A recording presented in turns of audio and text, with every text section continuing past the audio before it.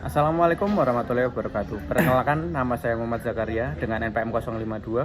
Dan saya Kalam Nur Alamsyah dengan NPM 056. Saya Brian Antik Paride dengan NPM 057. Di sini kami dari kelas Ilmu Internasional B.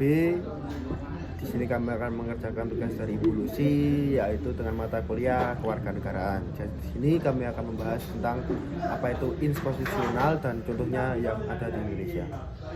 Baik, sebelum kita membahas tentang topik yang akan kita bawakan, saya akan menjelaskan tentang inkonstitusional terlebih dahulu. Inkonstitusional diartikan sebagai hal-hal yang sifatnya tidak berdasarkan konstitusi, tidak sesuai dengan konstitusi, bertentangan, ataupun melanggar konstitusi suatu negara. Nah, topik yang kita ambil yang ada di Indonesia yaitu adalah Omnibus Law.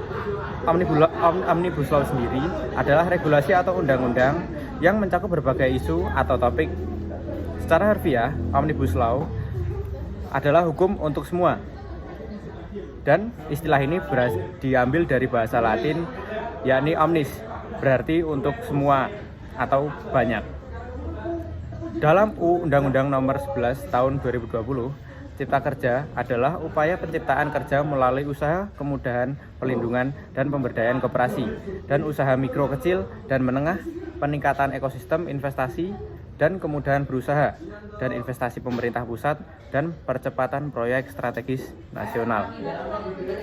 Dalam amar, putusan dinyatakan bahwa pembentukan undang-undang tentang Cipta Kerja bertentangan dengan Undang-Undang Dasar Negara Republik Indonesia tahun 1945 dan tidak mempunyai kekuatan hukum mengikat secara bersyarat sepanjang tidak dimaknai, tidak dilakukan perbaikan dalam waktu 2 tahun sejak putusan ini diucapkan. Mahkamah Konstitusi juga memerintahkan kepada pembentuk undang-undang, Presiden dan DPR untuk melakukan perbaikan dalam jangka waktu paling lama 2 tahun sejak putusan ini diucapkan, dan apabila dalam tenggang waktu tersebut tidak dilakukan perbaikan, maka Undang-Undang Nomor 11 Tahun 2020 tentang Undang-Undang Cipta Kerja menjadi inkonstitusional secara permanen.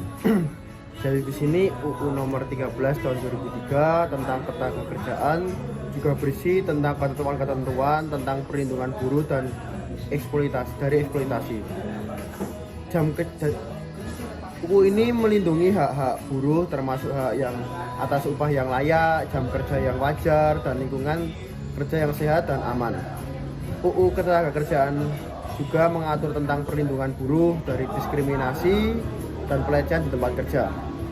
Kedua undang-undang ini memberikan perlindungan hukum bagi anak dan buruh dari pengeksploitasian dan pekerjaan yang merugikan. Namun, implementasi dari undang-undang tersebut masih penuh terus ditingkatkan dan diawasi agar dapat terkerjasama dengan baik. Jadi kesimpulannya di sini, implementasi Undang-Undang Cipta Kerja masih dalam proses dan beberapa ketentuan masih menunggu regulasi turunan yang lebih spesifik. Selain beberapa pihak juga masih memperdebatkan dampak dari undang-undang ini terhadap hak pekerja dan lingkungan kerja. Jadi di sini kita masih menunggu apa yang baik dan apa yang terbaik bagi kita sebagai warga negara Indonesia.